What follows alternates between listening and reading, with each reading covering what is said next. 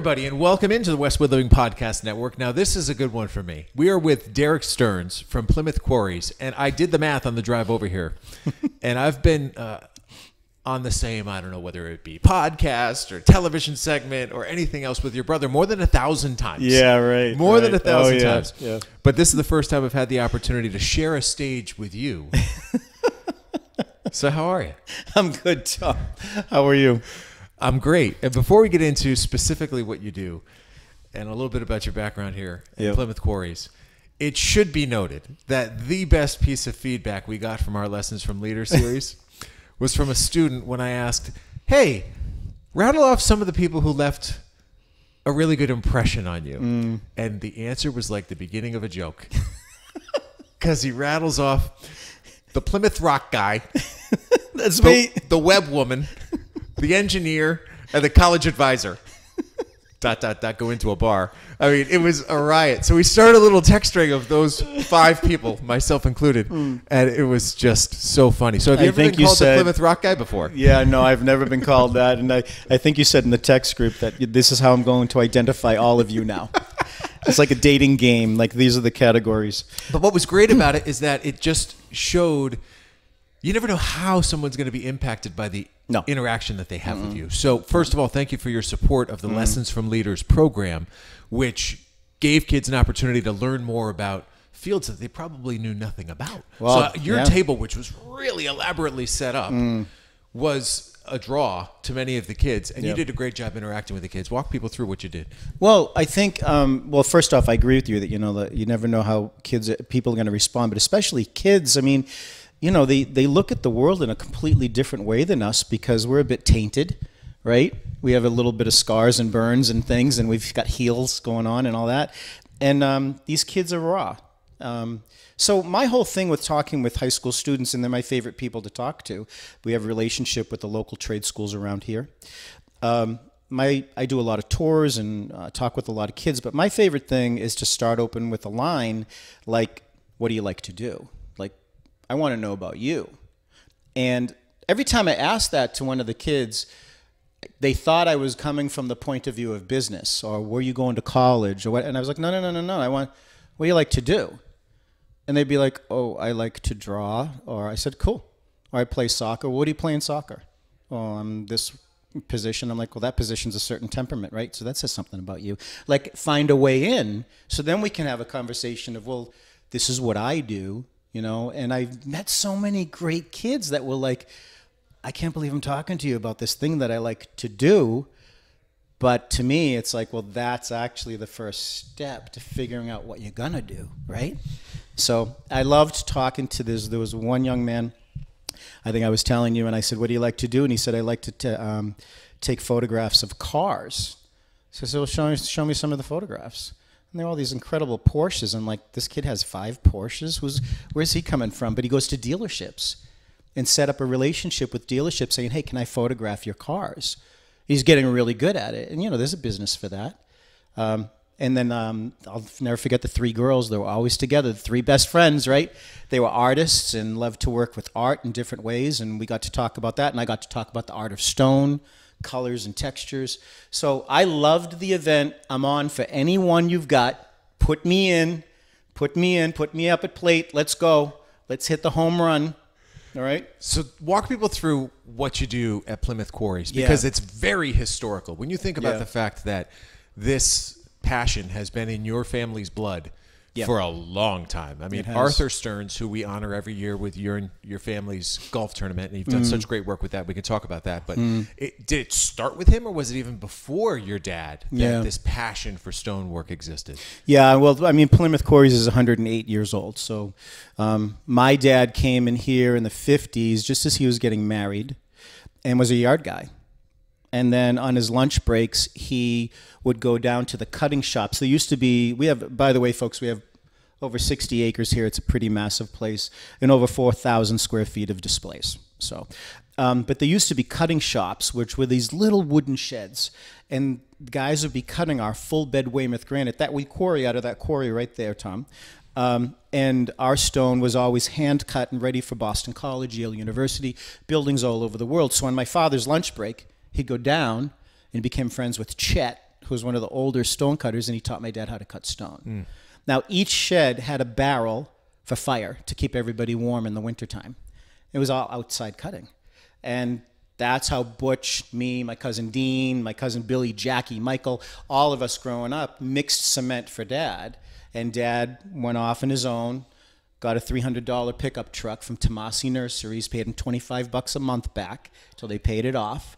And he just started building houses, fireplaces, everything with full bed, 6-inch thick stone, all hand cut with chisels, carbide chisels and hammers.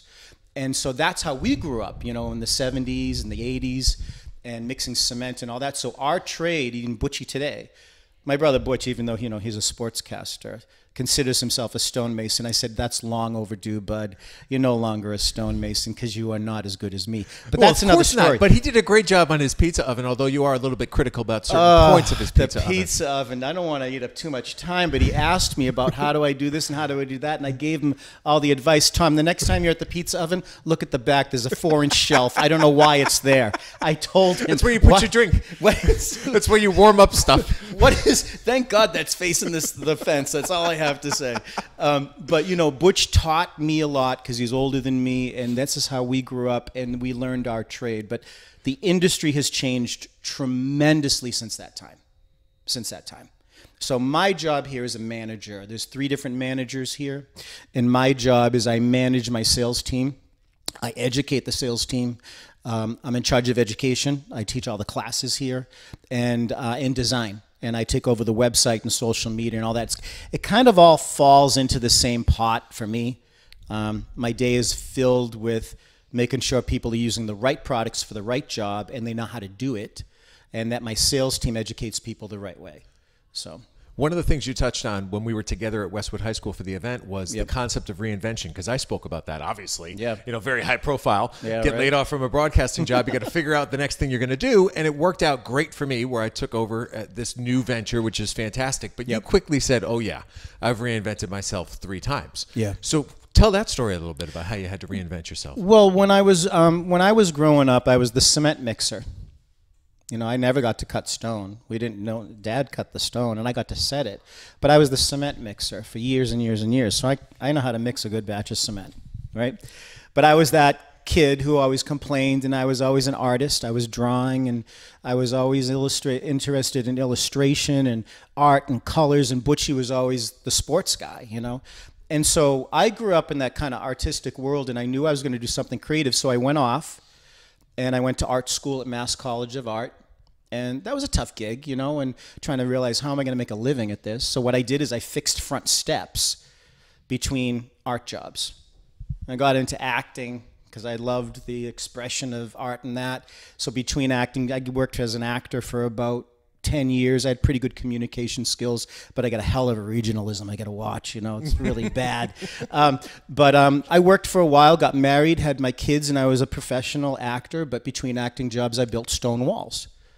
And then it was clear I had to walk away from that. And my cousin and I made a videotape, and we submitted it to every TV network we could find.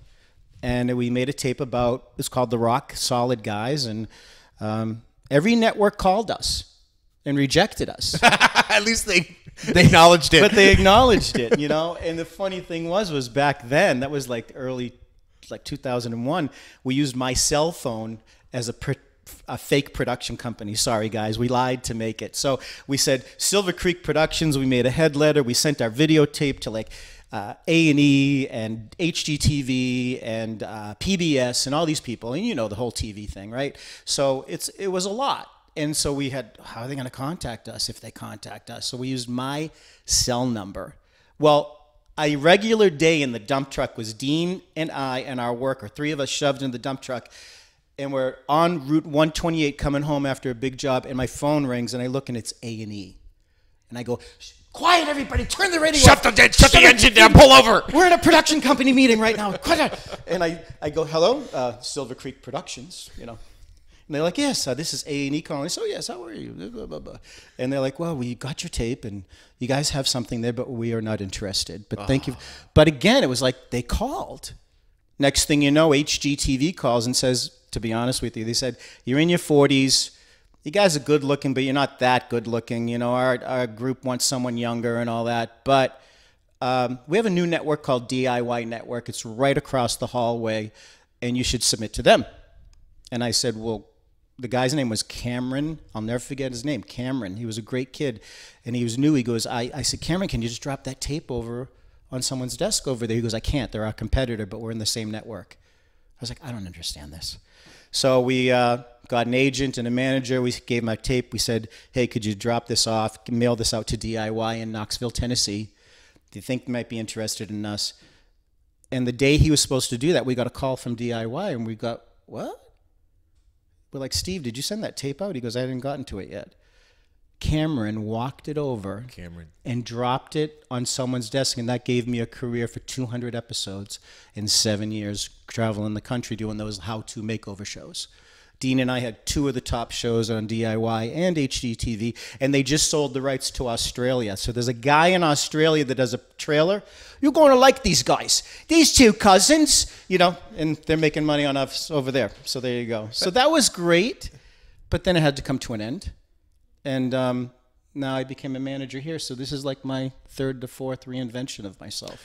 You have a wide range of different types of customers who come in here. People who are regulars, who are in the trade, who know exactly what they want. And then people like me who would come in here wide-eyed saying, what the hell is my next step? So how do you run that gamut dealing with the different types of customers here? Yeah, that's a really good question, because it is a diversified plan. You know, we have homeowners, right? So that's our retail customers. We have our contractors who are our regulars. We have architects. We have landscape architects. We have designers of all different types. And your conversation with each one of them is a different, again, like talking to the kids, a different way in. You know, you've got to know who you're speaking with. And I think the first thing that I try to train my sales team with is, well, what are you doing? What's your project? You know, and what's your role within the project? Well, a homeowner's here just to pick out product. They don't know their square footage. They don't know the lengths. They don't know these things. They just want to find colors and textures and things that fit their architecture and fit their taste. But they do get overwhelmed. So my second question to everybody is, what don't you like? Oh, I don't like blues and I don't like grays. I'm like, let's go to the warm colors. You know, so that you find your way in that way. Does that make sense? Oh, yeah, absolutely. It's a great way to do it. Yeah, you've got to kind of, what's the word, process of elimination, right? Even with designers, like you think like an architect comes in here and they'll know exactly what they want. They don't. They don't. I mean, it's not even just, Tom, about colors and textures and sizes. It's also about thin veneer stone or full bed stone. It's about outdoor porcelains or brick or concrete pavers. Concrete pavers? Concrete pavers used to be a joke. When we pulled up here in 1975, the first concrete paver was right outside that window where everyone pulled up in their trucks. My dad pulls up, Butchie and I are in the truck, come out, and there's this pink piece of concrete looking like a brick. And my father walks over to it and he goes, what is this? He actually picked it up and smelled it. And he's like, this is crap. And he thought, that's not going to go anywhere. Well, if he saw where concrete pavers have come, it's a multi-billion-dollar industry. Ugh. I mean, some of the concrete pavers you've seen here, they're gorgeous, but they're not for every project. So each customer's experience here is based on their personal specific needs for either fulfilling a job or building their home or personalizing a space. And the last thing I want to say on that, I'm sorry, because I love to talk. You know me. It's all good. I'm going to start interviewing you because there's a story there. I say to everybody in my training here, your job is to help people create memories, right? Like even an architect wants to drive by that warehouse or that building that he did with the choices he made to say to his kids or she to her kids or anybody saying, you know, I did that.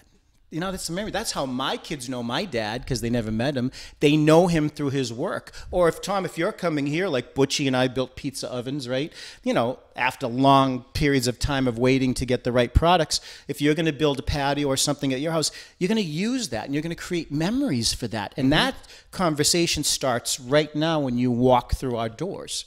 So that to me is very important. It personalizes it.